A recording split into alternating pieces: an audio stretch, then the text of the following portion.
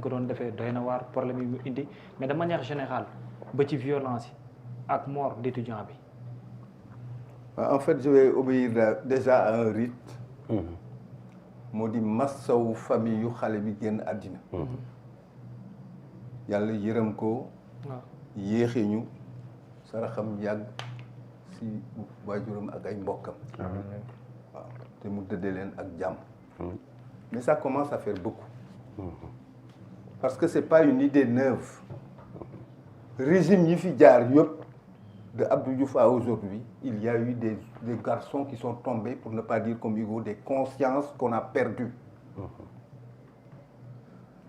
dama yaakaar nag fi mu nekk dafa commencé bare ñuy du tuur ndox di an baax. tey jii sujet bi ñu rassemblé ñaari sujet yëpp la situation à l'UCAD le scandale des homos def naa mooy le libellé de questions mënoon na nekk une question yi war a ñàkk tey ñaari situation yëpp mënoon naa ñàkk pour dire simplement que ni soxlawul ñuy guddal wax quand les choses sont faites à la limite on constate et on essaie de faire de sorte que ça n'existe plus. lecture bi ma ci mën def moo di fi nekk il y a eu confrontation pour ne pas dire des rixes entre les forces de l'ordre ak des étudiants ñu nekk ñaari corporation yoo xam ni compagnonnage daf ci waroon am ñu leen accompagner parce que les uns ont besoin d'être stabilisés les autres ont charge de stabiliser. université xale bu fa dugg ñetti affaire a tax nga dugg acquérir du savoir-faire du savoir-être et du savoir-vivre dugguñu fa pour di sànnante ay xeer il faut les mettre dans les conditions idoines moom moo indi problème yi am mais j'ai comme l'impression que les étudiants eux-mêmes ne savent plus décrypter le concept qui les ressemble moo di fi nekk ce sont des étudiants kalbaas la da nga ko war a am lu ciy dugal am na yoo xam ne dañ ko war a jombal seen bopp. Comme disait Rimbaud, contrairement à Rimbaud, je dirais que à 17 ans, on peut être sérieux. Rimbaud disait qu'on n'est pas sérieux quand on a 17 ans. À 17 ans, on peut être sérieux. Mais les forces de l'ordre aussi. J'ai comme l'impression que ils se prennent juste pour des gens qui ont des armures, alors que ce sont d'abord des esprits. Quand on a charge de stabiliser un territoire, quand on a charge de stabiliser une cité un pays am na yoo xam ne da nga ciy tey parce que dafa am loo xam ne rawe nga ko bira rawe nga ko maître moo di nous sommes désarmés et sans armes tey ji bira bu la doon wax armam dafa lay wax c'est ma plume toi boo doon wax say arme da wax c'est ma pouche c'est aussi simple que ça à tel point que fi mu nekk déjà dafa nekk ñaar yoo xam ne mënuñu bokk balance mais yooyu yëpp dafay indi rek ku ci nekk xoolaat boppam quand on a installé le premier gouvernement de ce pays pour ne pas dire quand on a changé le 24 mars le pays damay wax ni le préalable de tous ceux-là qui auront charge de gérer ce pays c'est de faire le tour du propriétaire xoolaat li am ni ñu toogee et puisque dañu woote rupture c'est des pages qu'on doit fermer effectivement yi fi doon am waratu fi am mais j'ai comme l'impression que il y a de la paresse dans toutes les corporations. On ne réfléchit pas.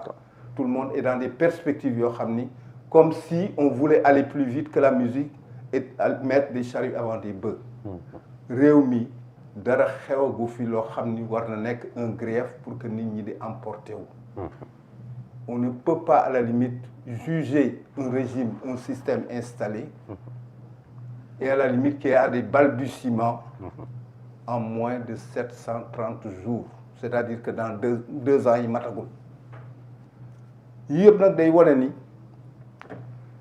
on voulait les garçons de ce pays et les étudiants étaient en première ligne loolu moo tax may wax ni fi mu nekk il faut les prendre en charge sérieusement parce que nag les enfants de ce pays sont l'âge majeur du Sénégal déwén ëllëg ñoom la on ne peut pas vouloir un pays boo xam ne réellement dafay nekk de façon positive dans l'histoire déjà ça va amener beaucoup de problèmes avec Sarkozy le concept d'histoire et notre place là-dedans ba pare avec une jeunesse boo xam ni carrément elle tourne en rond. Mon père avait l'habitude de dire que ni quand on a une vache à lait on la nourrit. Les enfants de ce pays ce sont les élèves ce sont les étudiants dafay nga tagal leen lépp loo xam même l'impossible parce que demain nous devons passer des relais et ils doivent continuer le chemin. Mais les forces de l'ordre aussi xam ni on n'est pas focalisé uniquement parce qu'ils représentent l'État et à la limite ñu toog di tëb comme ay cabri di wax fi mu nekk nous sommes les porteurs de la violence légitime. day indi ay malentendus indi ay affaires yoo xam mën na ñàkk parce que boo pousser plus loin la réflexion c'est pas des étudiants et des forces de l'ordre entre eux c'est des adultes qui briment leurs enfants. nga imagine xale yi amoon ay moyens armes yore arme pour si peu on fait flamber et basculer un pays. Les forces de l'ordre doivent se revoir ñoom seen bopp xoolaat seen bopp parce que fi mu nekk c'est les premiers patriotes de ce pays. C'est pas Ousmane Sonko. Ils ont charge de gérer Ousmane Sonko, de le stabiliser, de le garder, de l'accompagner. Pour dire simplement que ni wax naa fii d'ailleurs Moussa fi wax dans un banc public. Militaires, ils ont charge de l'intégrité du territoire.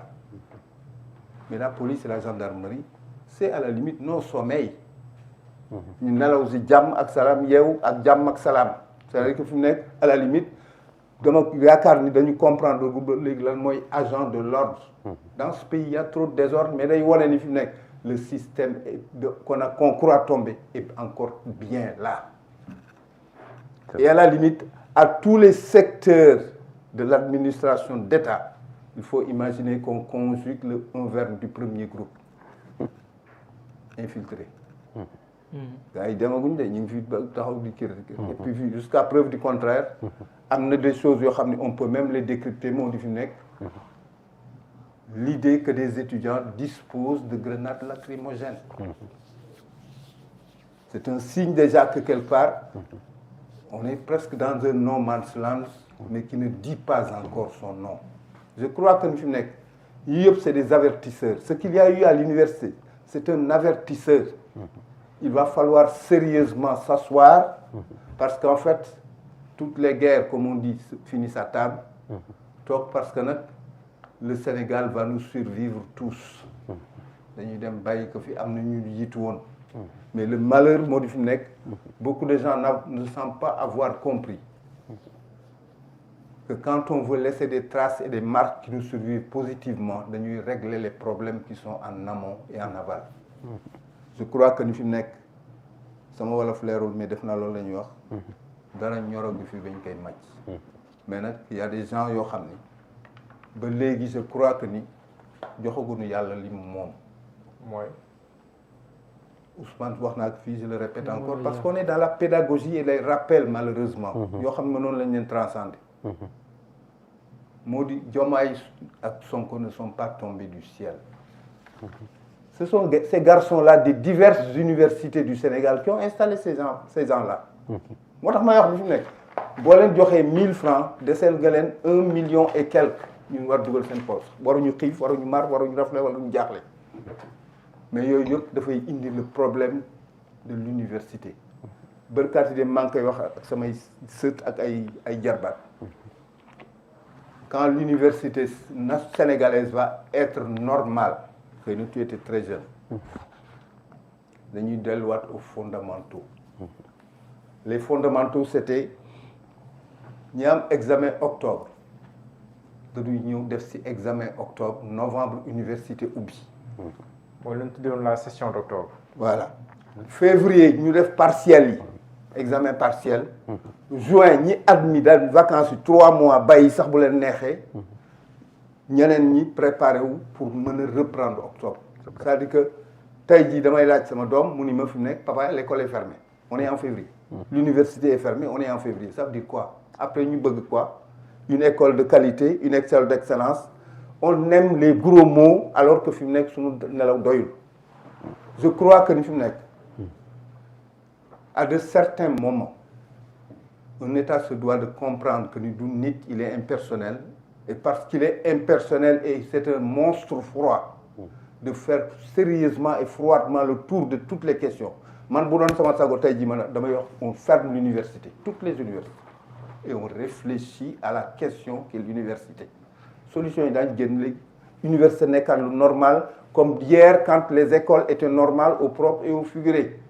nous n'avons encore rien perdu nous avons juste à laisser des choses qui doivent être pérennisées ici waaw c'est-à-dire que fi mu nekk foofu la ñu réfléchir mais cela aussi est valable avec les forces de l'ordre et de défense qu'on ne les entraîne pas dans des combats qui ne sont pas forcément les leurs parce qu'ils doivent être au-dessus de toutes les mêlées bi may ñëw nag di wax ni fi mu nekk dañu joxul respect suñu borom moo di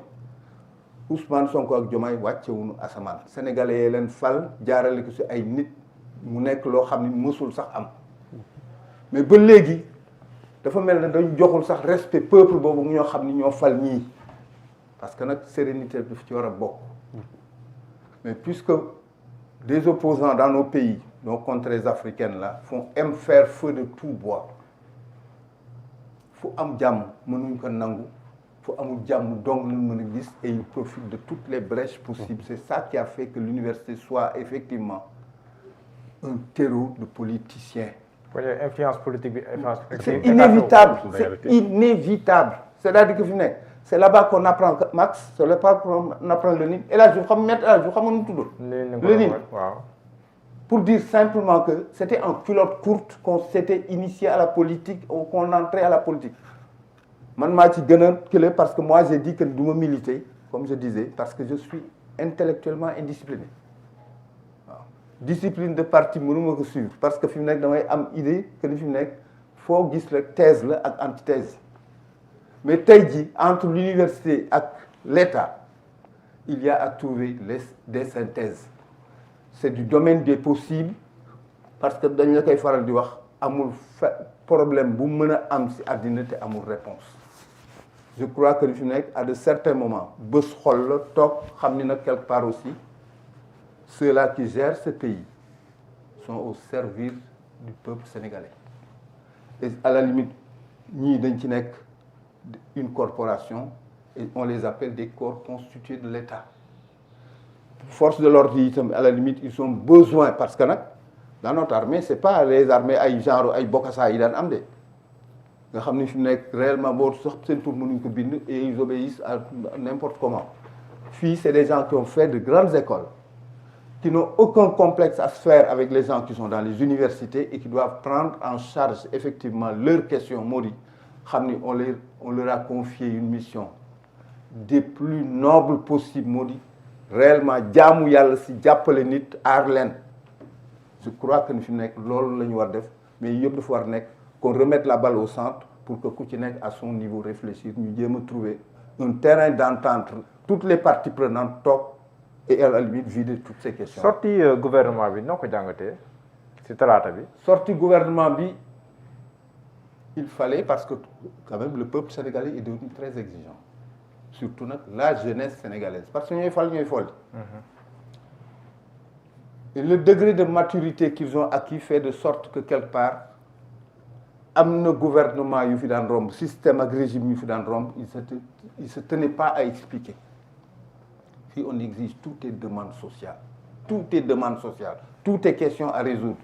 moo indi effectivement sans qu'on leur dise ils ont compris qu'il faut aller au-devant et expliquer aux gens parce que nag quelque part la nature est horreur du vide boo expliquer wul tel Mohamed dugg ci maître dugg ci Biral et cetera ak Kébé ñooñu ñëpp moo indi effectivement ñu war a dem expliquer mais explication yi damay wax ni fi mu nekk ils ont éclusé ils sont allés s'expliquer les problèmes restent entiers explication yi xam nga lan la indi agencement de sujet de verbe de complément d'objet direct et indirect donc parce que les problèmes sont en latence c'est-à-dire que fi mu nekk il faut s'asseoir des adjectifs qualificatifs non exactement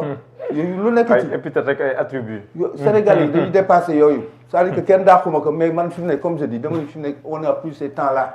on a suffisamment théorisé tout il s'agit de mettre maintenant en pratique toutes les choses sur lesquelles on a réfléchi amul dara lu bees fii on a juste envie que les choses soient à leur place et à la limite pérennisées, sécurisées. Je crois que l'idéal, ce serait déjà que l'État se fasse violence, mettre sa violence légitime là de côté, pour savoir que nous sommes entre frères et sœurs, cousins et voisins. D'accord. Birama. bari na loolu lu ñuy évoqué wàllum texte notamment franchise universitaire mu indi benn débat boo xamante ni teg nañ ko sur la table yow it nekkoon nga fa ban jàngat nga ñu mën a defal ci wet googu ak bu dee am na lees ci war a mën a indi comme leeral mais bi ci tegwaat mooy